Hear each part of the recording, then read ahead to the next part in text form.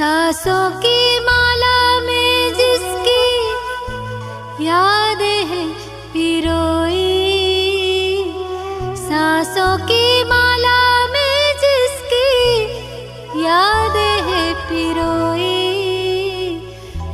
मेरे तो शिव बाबा एक दूसरों न कोई।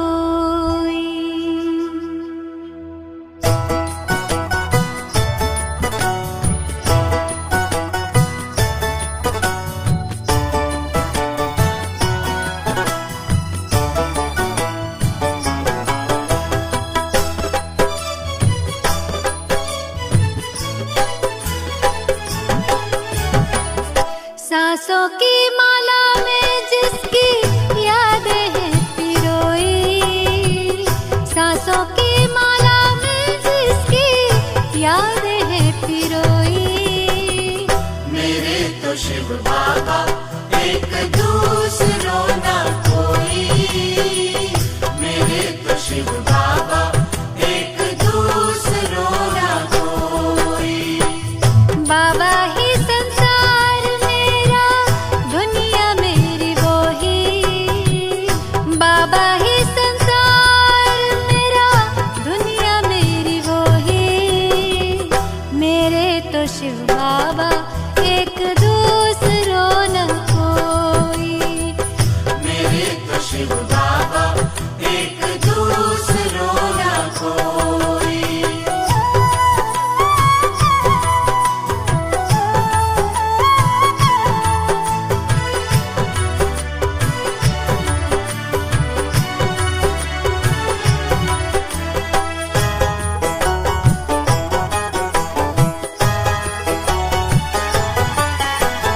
एक उसी से दिल का रिश्ता, एक उसी से नाता है,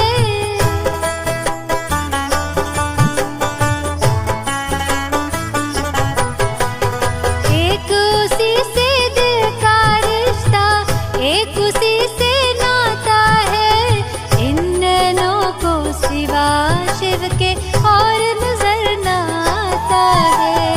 इन नैनों को सिवा शिव के और नजर न आता है। मात पिता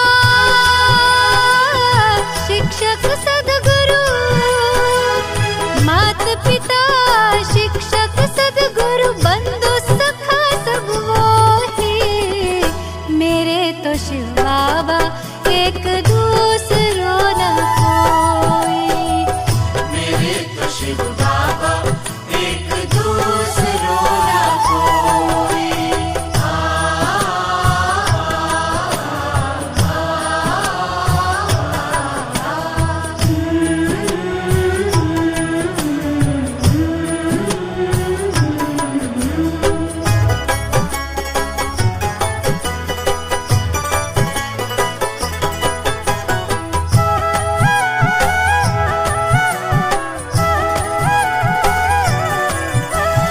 जब से उसको जाना है ऐसा मिला खजाना है,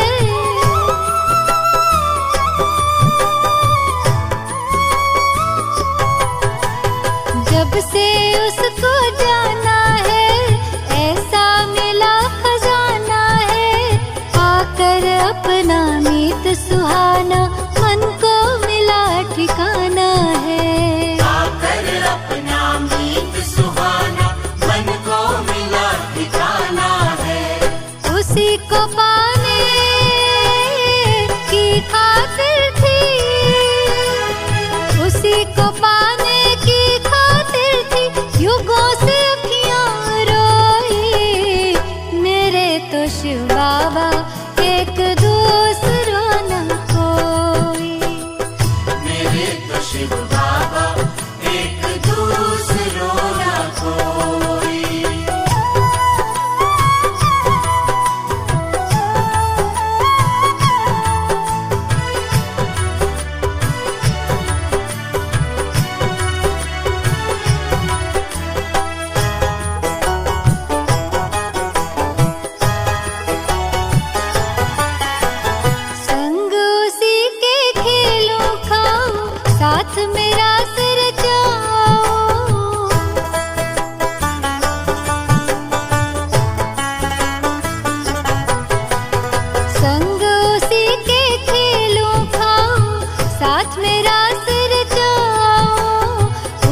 याद में, उसके प्यार में सारे सुख अब मैं पाऊं। उसकी याद में, उसके प्यार में सारे सुख अब मैं पाऊं।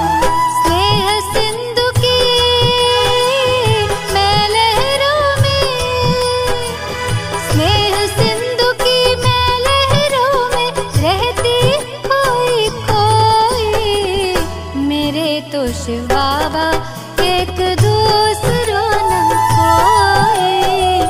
मेरे तो शिव बाबा एक दूसरों न कोई।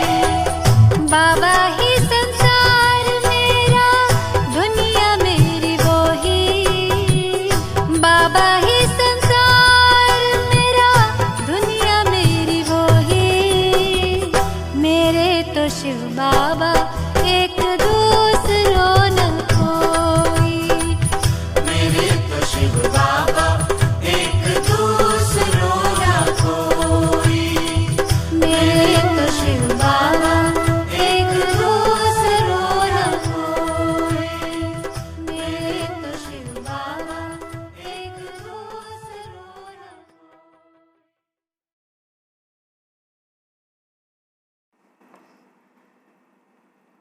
ओम शांति। 14/10/2023 बाबा के मधुर महावाक्य हैं। मीठे बच्चे आज्ञाकारी बनो। बाप की पहली आज्ञा है अपने को आत्मा समझ, बाप को याद करो। प्रश्न: आत्मा रूपी बर्तन अशुद्ध क्यों हुआ है? उसको शुद्ध बनाने का साधन क्या है? उत्तर: वाहियात बातों को सुनते और सुनाते आत्मा रूपी बर्तन अशुद्ध बन गया है। इसको शुद्ध बनाने के लिए बाप का फरमान है, Hear no evil, see no evil। एक बाप से सुनो, बाप को ही याद करो, तो आत्मा रूपी बर्तन शुद्ध हो जाएगा। आत्मा और शरीर दोनों पावन बन जाएंगे। गीत जो पिया के साथ है। ओम शांति। ओम शांति का अर्थ तो बच्चों ने समझा हुआ है। बच्चों को घड़ी घड़ी पॉइंट्स दी जाती है। जैसे घड़ी घड़ी कहा जाता है, बाप और वर्षे को याद करो। यहाँ कोई मनुष्य की याद नहीं। मनुष्य मनुष्य की व किसी देवता की याद दिलाएंगे। पारलौकिक बाप की याद कोई दिला न सके, क्योंकि बाप को कोई जानते ही नहीं। यहाँ तुमको घड़ी घड़ी कहा जाता है, अपने को आत्मा समझ, बाप को याद करो। जैसे बाप को बच्चे होते हैं तो सब समझ सकते हैं, ये बाप से वर्षा लेने आया है। फिर उनको बाप और वर्षा याद रहता है। यहाँ भी ऐसे है। ज़रूर बच्चे बाप को जानते नहीं हैं, इसलिए बाप को आना पड़ता है। जो बाप के साथ है, उन्हों के लिए ही ये ज्ञान बरसात है।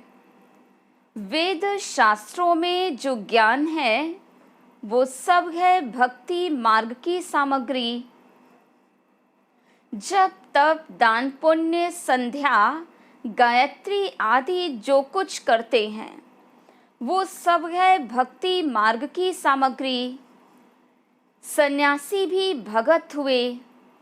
पवित्रता बिगर कोई शांति धाम में जा नहीं सकते, इसलिए वो घर बार छोड़कर जाते हैं। परंतु सारी दुनिया तो ऐसे नहीं करेगी। उन्हों के इस हठ योग की भी ड्रामा में नूंद है। तुम बच्चों को राजयोग सिखलाने कल्प कल्प एक ही बार आता हूँ। मेरा और कोई अवतार होता नहीं। री इनकारनेशन ऑफ गॉड, वो हुआ ऊंचे से ऊंचा। फिर री इनकारनेशन ऑफ जगत अम्बा और जगत पिता भी ज़रूर होने चाहिए।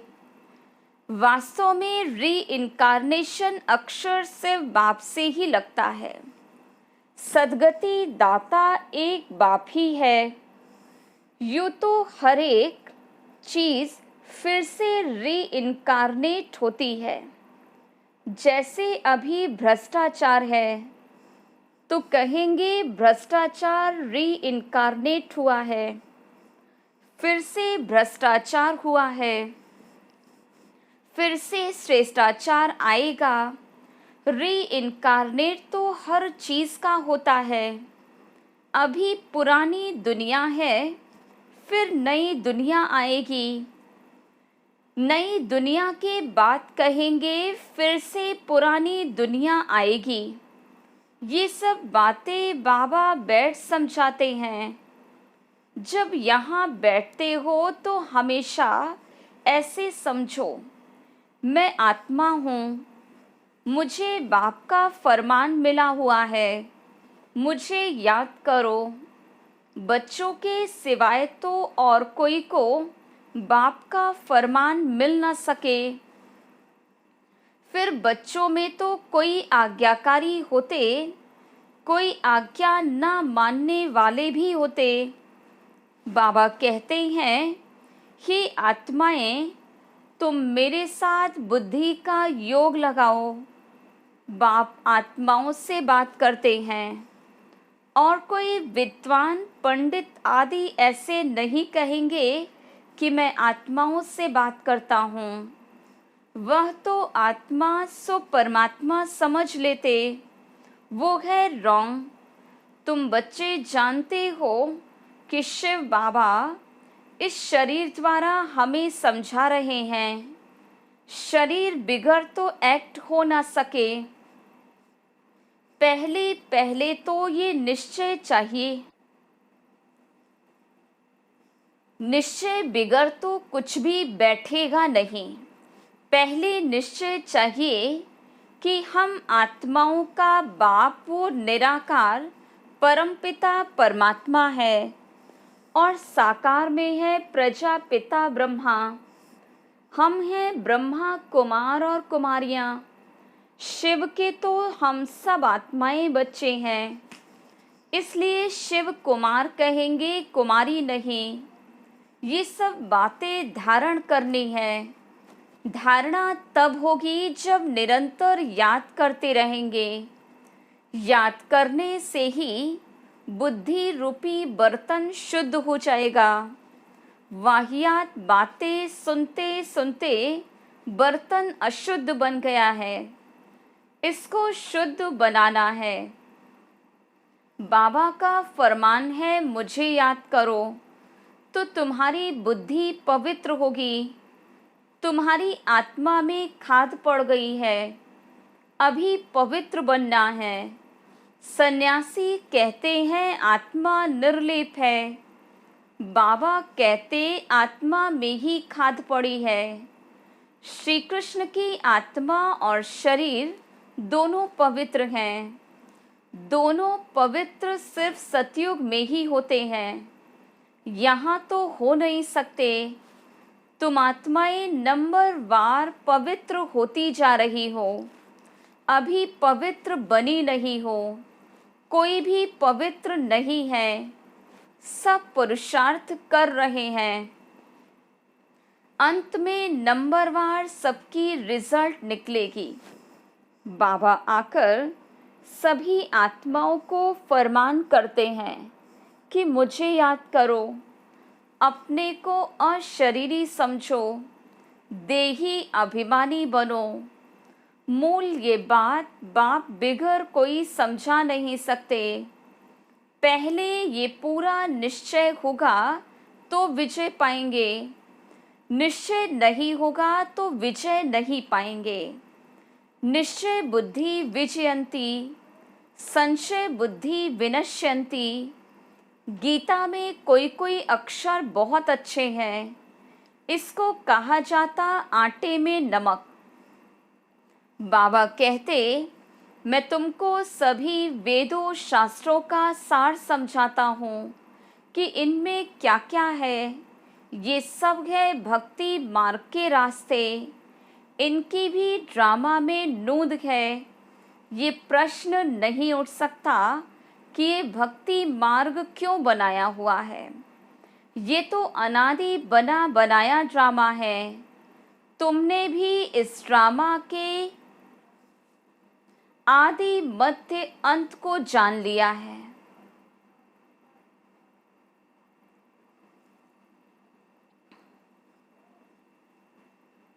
तुमने भी इस ड्रामा में बाप से स्वर्ग के मालिक बनने का वर्षा अनेक बार लिया है और लेते रहेंगे। कभी अंत हो नहीं सकता। ये चक्र अनादि फिरता ही रहता है। तुम बच्चे अभी दुख धाम में हो, फिर शांति धाम में जाएंगे। शांति धाम से सुख धाम में जाएंगे, फिर दुख धाम में आएंगे। ये अनादि चक्र चलता ही रहता है। सुख धाम से दुख धाम आने में तुम बच्चों को 5000 वर्ष लगते हैं, जिसमें तुम 84 जन्म लेते हो। सिर्फ तुम बच्चे ही 84 जन्म लेते, सब नहीं ले सकते। ये बेहद का बाप तुमको डायरेक्ट समझा रहे हैं और बच्चे फिर मुरली सुनेंगे या पढ़ेंगे या टेप में सुनेंगे। टेप भी सब नहीं सुन सकते। तो पहले पहले तुम बच्चों को उठते बैठते इस याद में रहना है। मनुष्य तो माला फेरते राम राम जपते हैं, रुद्राक्ष की माला कहते हैं। अब रुद्र तो भगवान है। फिर इस माला में मेरू दाना इकट्ठा है। वह तो विष्णु के युगल स्वरूप में है। वह कौन?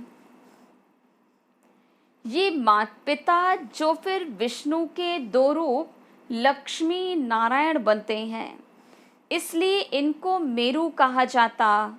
फूल है शिव बाबा, फिर मेरू ये मम्मा बाबा जिनको माता पिता कहते हो। विष्णु को माता पिता नहीं कह सकते। लक्ष्मी नारायण को माता पिता तो उनके बच्चे ही कहेंगे। आजकल तो सबके आगे जाकर कहते कि त्वमेव माताश्च पिता त्वमेव, बस और कोई ने महिमा की तो उनके पीछे फॉलो करने लग पड़ते। ये है अनराइटियस दुनिया। कलयुग को कहा जाता अनराइटियस, सतयुग को कहते हैं राइटियस। वहाँ आत्मा और शरीर दोनों पवित्र होते। सतयुग में श्री कृष्ण गोरा है, फिर अंतिम जन्म में उनकी आत्मा सांवरी बनी है। ये ब्रह्मा सरस्वती इस समय सांवरे हैं। आत्मा काली बन गई तो उनका जेवर भी काला बन गया। सोने में ही अलाए पड़ती हैं, जिससे जेवर भी जो बनता है वो खाद वाला। सतयुग में जब देवी देवताओं की गवर्नमेंट है तो ये खाद होती नहीं। वहाँ तो सोने के महल बनते। भारत सोने की चिड़िया था, अभी तो मुलम्मा है। ऐसे भारत को फिर से स्वर्ग बाप ही बना सकते हैं। बाबा समझाते, श्रीमद् भगवानुवाच है ना, श्री कृष्ण तो दैवी गुणों वाला है, 2 भुजा 2 टांग वाला है। चित्रों में तो कहाँ नारायण को, कहाँ लक्ष्मी को 4 भुजाएं दी, समझते कुछ भी नहीं। ओम अक्षर भी कहते हैं, ओम का अर्थ भी बतलाते हैं। ओम माना मैं गॉड, जिधर देखता हूँ गॉड ही गॉड है, परंतु ये तो रॉन्ग है। ओम माना अहम आत्मा। बाबा भी कहते अहम आत्मा, परंतु मैं सुप्रीम हूँ, इसलिए मुझे परम आत्मा कहा जाता। मैं परम धाम में रहता हूँ, ऊंचे से ऊंचा भगवान, फिर सूक्ष्म वतन में ब्रह्मा विष्णु शंकर की आत्मा। फिर नीचे आओ तो ये मनुष्य लोक है, वो दैवी लोक, वो आत्माओं का लोक जिसको मूल वतन कहा जाता। ये बातें समझने की है। तुम बच्चों को ये अविनाशी ज्ञान रत्नों का दान मिलता है, जिससे तुम भविष्य में मालामाल डबल सरताज बनते हो। देखो श्री कृष्ण को दोनों ताज हैं। फिर वही बच्चा चंद्रवंशी में आता है तो 2 कला कम हो जाती। फिर वैश्य वंशी में आएंगे तो 4 कला कम हो जाएगी। फिर लाइट का ताज उड़ जाएगा, बाकी रत्न जड़ित ताज रहेगा। फिर जो अच्छा दान पुण्य करते उनको एक जन्म के लिए अच्छी राजाई मिलती है। फिर दूसरे जन्म में भी अच्छा दान पुण्य किया तो भी राजाई मिल सकती है। यहाँ तो तुम 21 जन्मों के लिए राजाई पा सकते हो। मेहनत करनी पड़ती है। तो बाप अपना परिचय देते हैं, कहते हैं आई एम सुप्रीम सोल, इसलिए उनको परमपिता परमात्मा अर्थात परमात्मा कहा जाता। तुम बच्चे उस सुप्रीम को याद करते हो। तुम हो शालिग्राम, वो है शिव। शिव का बड़ा लिंग और शालिग्राम मिट्टी के बनाते। ये कौन सी आत्माओं का यादगार बनाते, ये भी कोई जानते नहीं। तुम शिव बाबा के बच्चे भारत को स्वर्ग बनाते हो, इसलिए तुम्हारी पूजा होती है। फिर तुम देवता बनते हो, तब भी तुम्हारी पूजा होती है।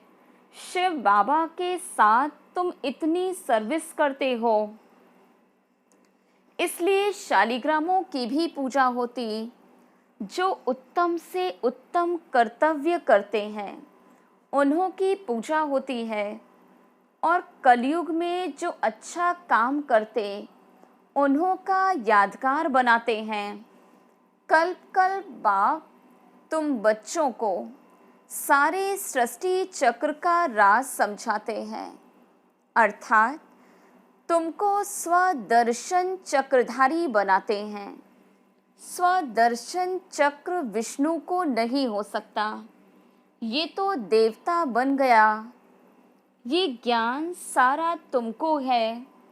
फिर लक्ष्मी नारायण बनेंगे तो ये ज्ञान नहीं रहेगा, वहाँ तो सब सदगति में है। तुम बच्चे ये ज्ञान अभी ही सुनते हो, फिर राजाई पा लेते हो। स्वर्ग की स्थापना हो गई, फिर ज्ञान की दरकार नहीं रहती। बाप ही आकर अपना और रचना का पूरा परिचय देते हैं। सन्यासियों ने माताओं की निंदा की है, परंतु बाप आकर माताओं को उठाते हैं।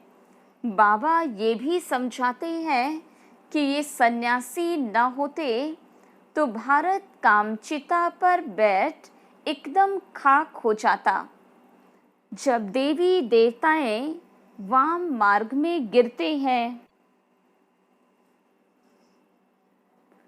तो उस समय अर्थक्वेक बड़ी जोर की होती है, फिर सब नीचे चला जाता है और खंड आदि होते नहीं, भारत ही होता।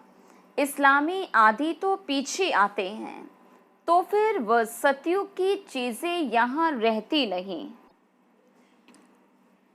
तुम जो सोमनाथ का मंदिर देखते हो वो कोई वैकुंठ का नहीं है, ये तो भक्ति मार्ग में बना है, जिसको मोहम्मद गजनवी आदि ने लूटा। बाकी देवताओं के महल आदि सब अर्थक्वेक में गायब हो जाते। ऐसे नहीं कि महल के महल नीचे गए वही फिर ऊपर आ जाएंगे, नहीं, वह तो अंदर ही टूट फूट सड़ जाते। फिर उसी समय खोदते हैं तो कुछ न कुछ मिलता है। अभी तो कुछ भी नहीं मिलता। शास्त्रों में कोई ये बातें नहीं है। सद्गति दाता है ही एक बाप। पहले पहले तो ये निश्चय चाहिए। निश्चय में ही माया विघ्न डालती है। कहते हैं भगवान कैसे आएगा? अरे शिव जयंती है तो ज़रूर आए होंगे। बाबा ने समझाया, मैं बेहद के दिन और बेहद की रात के संगम पर आता हूँ। ये कोई भी नहीं जानते कि किस समय आता हूँ। तुम बच्चे जानते हो। बाबा ने ही ये नॉलेज दी है और दिव्य दृष्टि से ये चित्र आदि बनवाए हैं।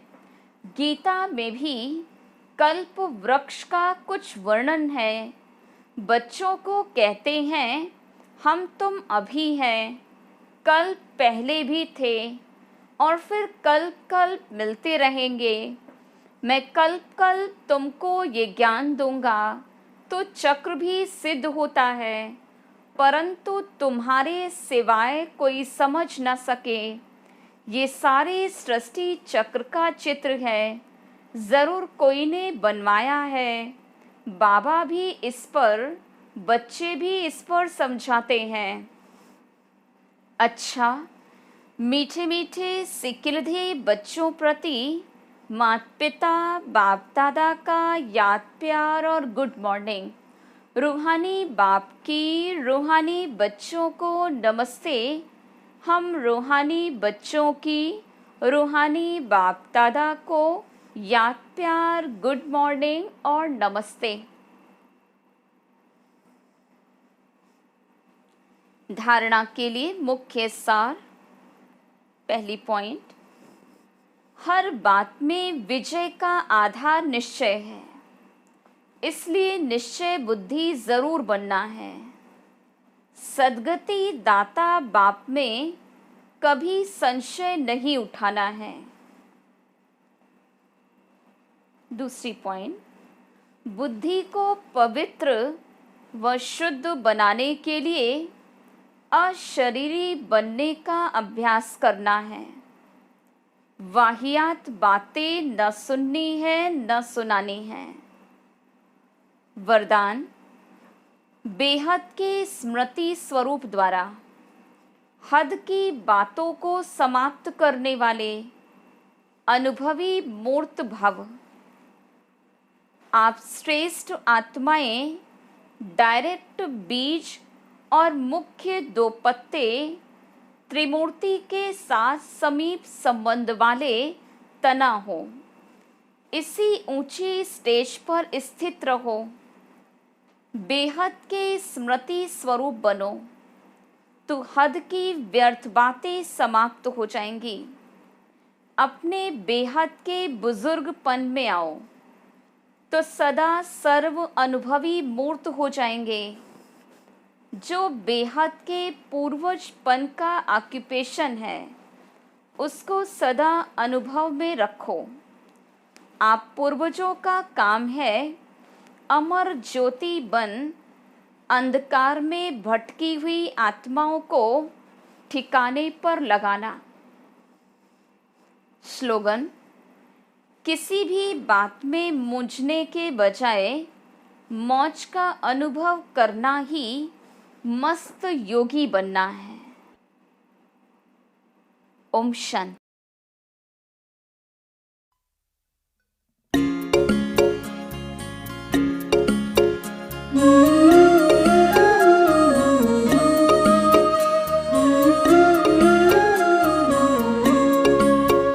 मेरे संग संग चलते हैं बाबा, मेरे संग संग चलते हैं बाबा, मेरे संग संग चलते हैं बाबा, मेरे संग संग चलते हैं गगन में चाँद चलता है उनकी किरणों की छाया में दिल हर पल रहता है। जैसे गगन में चाँद चलता है उनकी किरणों की छाया में दिल हर पल रहता है। मेरे संग संग चलते हैं बाबा, मेरे संग संग चलते हैं बाबा, मेरे संग संग चलते हैं बाबा, मेरे संग संग चलते हैं बाबा।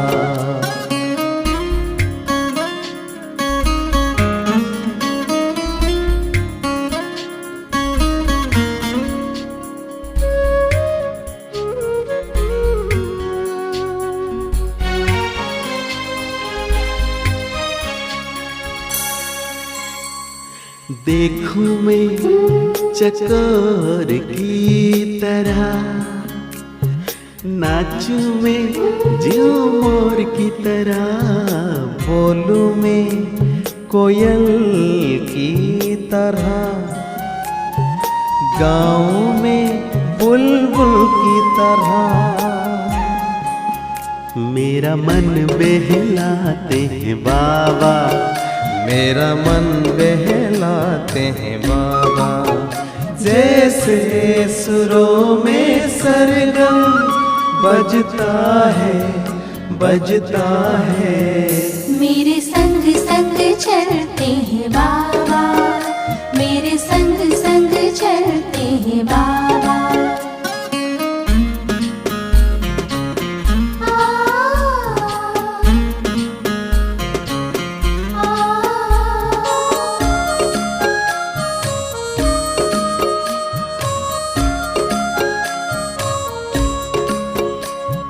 सोचूं मैं भंवरों की तरह, झूमों में लहरों की तरह, चमकूं में जुगनू की तरह, मुस्कान में फूलों की तरह। मेरी यादों में रहते हैं बाबा, मेरी यादों में रहते हैं बाबा। जैसे सावन में नीर बरसता है मेरे संग संग चलते हैं बाबा, मेरे संग संग चलते हैं बाबा।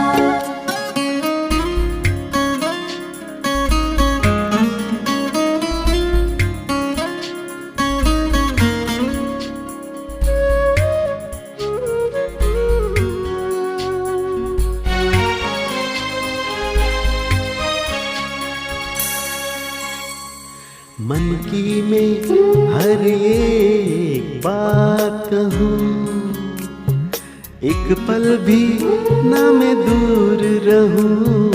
दिन रात मैं तो यूं ध्यान धरूं, बाबा से ही मैं प्यार करूं। मेरे अधरों पे मीठे बाबा, मेरे अधरों पे मीठे बाबा। जैसे अनहद नाम गूंजता है मेरे संग संग चलते हैं बाबा, मेरे संग संग चलते हैं बाबा, मेरे संग संग चलते हैं बाबा, मेरे संग संग चलते हैं बाबा। जैसे गगन में चाँद चलता है उनकी किरणों की छाया में दिल हर पल रहता है। जैसे गगन में चाँद चलता है उनकी किरणों की छाया में दिल हर पल रहता है। मेरे संग संग चलते हैं बाबा, मेरे संग संग चलते हैं बाबा, मेरे संग संग